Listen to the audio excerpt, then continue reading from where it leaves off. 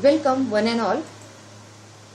On behalf of HV Desai College, myself Dr. Rashmi Dogre, Department of Commerce is going to present the topic Impact of COVID-19 on Indian economy.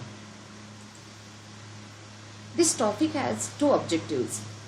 First, to understand the impact of COVID-19 on overall Indian economy and different deeply affected sectors. As we know, economy is one of the pillars of measuring how good or bad a country is doing. Before we know the impact of COVID-19, we should know the background of Indian economy, that is global recession, which had in 1930, which was worst recession. Now, the sudden decline in economic activities due to lockdown is unexpected history of India. At present time, world is facing from coronavirus disease known as COVID-19. The first case of COVID-19 was reported in December 2019 in the Wuhan city of China. After this COVID-19, many countries have shut down their seaports and airports along with their import and export activities. Today's Indian economy is developing economy. Due to COVID-19 spread, the Indian government has locked down the country, which affected manufacturing activities and supply chain and economy of the country. SWOT analysis, that is the analysis to assess our economy, that is strength, weaknesses, opportunity and threats. Strength and weaknesses under internal factors and opportunities and threats are external factors.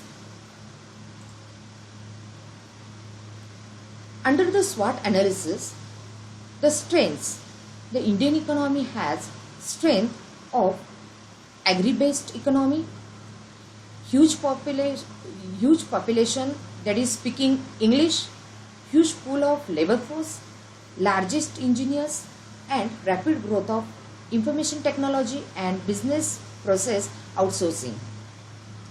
Whereas weaknesses of Indian economy that are huge percentage of workforce in agriculture, 1/4 of population below the poverty line, huge population scarcity of resources, huge unemployment rate along with low literacy rates. Under the opportunities, Indian economy has scope for entry of private firms in various sectors of business, inflow of foreign direct investment in many sectors, huge population of Indians in foreign countries, huge domestic market opportunities for multinational companies. Under the threats, high fiscal deficit, threats of government intervention in some states, population explosion, agriculture excessively depends on monsoon. Along with this, the recent schemes of government of India is presently Digital India, Pradhan Mantri Jan Dhan Yojana, Swachh Bharat Yojana, Make in India, Sansad Adarsh Gram Yojana. Along with those five, the schemes of government is presently right now, Atal Pension Yojana, Deen Dayal Upadhyay Gram Jyoti Yojana, Digital India Program, Pradhan Mantri Suraksha Bima Yojana, Skill India Program, Smart City Mission along with Pradhan Mantri Awas Yojana. Previous President Dr. Abdul APJ Kalam, who has given a dream of developed nation. In that dream, he said, dream to make billion people smile and smile together. अब्ज लोकांना एकत्रित हसवण्याचं स्वप्न doctor Abdul APJ Kalam यांनी दाखवलं. But behind that dream, there are targets, which are among top 3 growing economies, among top 3 manufacturing destinations, and competitions with more dynamic countries. The best example, China and Japan. Abdul APJ Kalam यांचे स्वप्न आणि India in 2020 चे उद्दिष्ट डोळ्यासमोर ठेवल्यानंतर 2020मध्ये कोविड-19मुळे बऱ्याचशा क्षेत्रांना समस्या निर्माण झाल्या. त्यामध्ये manufacturing sector, construction sector, trade, transport, hospitality, education, agriculture along with telecom sector also affected. Even India's GDP also affected. In October to November 2019, the GDP was 1.2%, whereas in January to March 2020, the GDP was 5%. And due to COVID-19, it becomes decreased by 9.3%, April to June 2020. By all these observations, the Indian government announced the package of 348 billion Indian rupees to fight against COVID-19. Under the schemes, पंतप्रधान किसान योजना, शेतकऱ्यांना आर्थिक मदत, प्रधानमंत्री जनधन योजना, महिला खातेदारास आर्थिक मदत, तर प्रधानमंत्री गरीब कल्याण योजना अंतर्गत 1.7 ट्रिलियन रुपयांची आर्थिक मदत जाहीर करण्यात आली. त्यानंतर लॉकडाऊनमुळे फुल लॉकडाऊन असल्यामुळे इंडियाला $26 बिलियन तोटा सहन करावा लागला.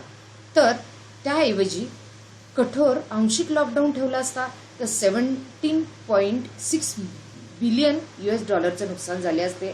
तर अगदीच मॉडेस्ट पार्शियल लॉकडाऊन ठेवला असता तरी $12.5 बिलियन नुकसान हे एवढे कमी झाले असते. तसेच रोजगारामध्ये सुद्धा घट दिसून आली. एप्रिल 2020 मध्ये भारतातील 122 दशलक्षहून अधिक लोकांच्या नोकऱ्या गेल्या. त्यामध्ये छोटे व्यापारी, वेतन, कामगार मजूर यांचे 75% प्रमाण दिसून आले. तसेच रोजगाराच्या स्थितीमध्ये 2019-20 मध्ये 404 दशलक्ष लोकांना रोजगार होता, तर मार्च 2020 मध्ये 396 दशलक्ष लोकांना रोजगार होता. परंतु कोविड-19मुळे एप्रिल 2020 मध्ये तो 282 एवढा घटलेला दिसून आला. तसेच बऱ्याच लोकांचे जॉबही गेले. यामध्ये छोटे व्यापारी, मजूर यांचे असे 91.3 दशलक्ष लोकांचा रोजगार गेला. तर उद्योजकांमध्ये 18.2 दशलक्ष रोजगार गेले. तर पगारधारी कर्मचाऱ्यांमध्ये 17.8 दशलक्ष लोकांचा रोजगार गेला. कोविड-19च्या परिणामाचा निर्यातीवर झालेला परिणाम पाहिल्यानंतर जगातील कर्ज आणि GDP यांच्यावर झालेला परिणाम आता बघणार आहोत.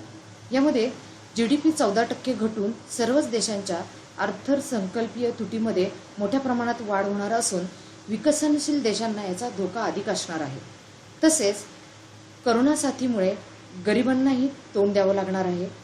याच्यातच देशाची स्थिती लक्षात घेऊन आंतरराष्ट्रीय समूहाने देशांसाठी काही विशेष योजना आखण्याची गरज असल्याचे स्पष्ट केलेले आहे. त्यामुळे नाणेनिधीने इशारा दिलेला आहे की देशाचा अर्थसंकल्पीय तोटा जाणार उच्चांकी.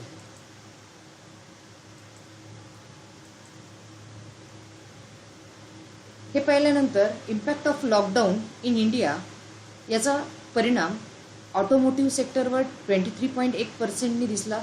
त्याच्यामध्ये घट झालेली दिसून आली. पॉवर क्षेत्रामध्ये 18.3% घट, तर इन्फॉर्मेशन टेक्नॉलॉजीमध्ये 16.2% घट, तर FMCG म्हणजे फर्स्ट मूव्हिंग कन्झ्युमर गुड्समध्ये 16% घट, तर हेल्थ केअरमध्ये 9.2% घट, along with telecom sector by 3%. During this COVID-19, number of peoples employed, जसे की एप्रिल 2019 मध्ये रोजगारांची संख्या 399 मिलियन होती, ती घटत जाऊन एप्रिल 2020 मध्ये कोविड-19च्या काळामध्ये 282 दिसून आली. परंतु लॉकडाऊन संपल्यानंतर ती संख्या 303 वर इथे झालेली दिसते मे 2020 मध्ये.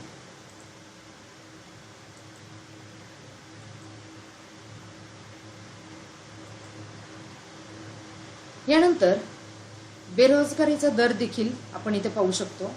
कोविड-19चा याच्यावर देखील परिणाम झालेला आहे. जसे की 2016 मध्ये 9.7%नी बेरोजगारीचा दर होता, तो 2017 मध्ये थोडा घटलेला होता 3.4%. तोच कोविडच्या काळामध्ये 23.5% पर्यंत जाऊन पोहोचला. तसेच आपण ह्या बाकीच्या क्षेत्रांचा विचार करता काही क्षेत्र अशी सुद्धा आहेत की त्याच्यावर सुद्धा परिणाम झालेला दिसून आला. जसे की वर्क फ्रॉम होम, यामध्ये घरून काम करणारे 59%, काही जण मूव्ही बघण्यामध्ये 48% लोकांनी वेळ घालवलेला दिसून आला. काहींनी घरगुती व्यायाम एक्सरसाइज याच्यामध्ये 47%, तसेच व्हिडिओ कॉल्स फॅमिली फ्रेंड्स याच्यामध्ये 46%, हॉबीजमध्ये 33%, सोशल मीडियामध्ये 28%, तसेच ब्रॉड गेम्स 28%, व्हिडिओ गेम्स 25%, तर online courses 25, along with social media challenges 28 आणि फूड सप्लायजमध्ये 15% असं एंगेज असलेले दिसून आले. त्यानंतर हे सर्व क्षेत्र मुख्य क्षेत्र सोडता काही डीपली अफेक्टेड सेक्टर सुद्धा याच्यामध्ये दिसून आले. त्यामध्ये सर्वात प्रथम लेबरवर मजूर, बेरोजगारी, retail market, non food retailers, food retailers, transport industry, education, tempo taxi, auto rickshaw, woman, police, hospitals deeply affected. अजूनही त्याच्यामध्ये व्हेजिटेबल्स विकणारे, फ्रूट्स, फ्लॉवर्स विकणारे, तसेच street vendors, salons, parlours, weddings, school colleges, याचबरोबर pregnant womens and childrens also affected. त्यानंतर final years colleges university exams also affected. Pandharpur Ashadhi यात्रा आणि other temples, fitness club, yoga, playing games, training clubs, independent budget hotel industry, even net banking also affected. Now, from above list, we can see one by one listed.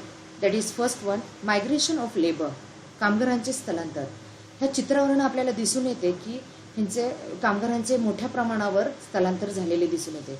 याची दोन कारणं आढळून आली. त्यामध्ये 2020 April रोजी 18 दशलक्ष व्यावसायिक लोकांचे रोजगार गेले. दुसरं म्हणजे 78 दशलक्ष उद्योजक लोकांचेही रोजगार गमावले गेले. यामुळे इथे कामगारांचे मोठ्या प्रमाणावर स्थलांतर झाले.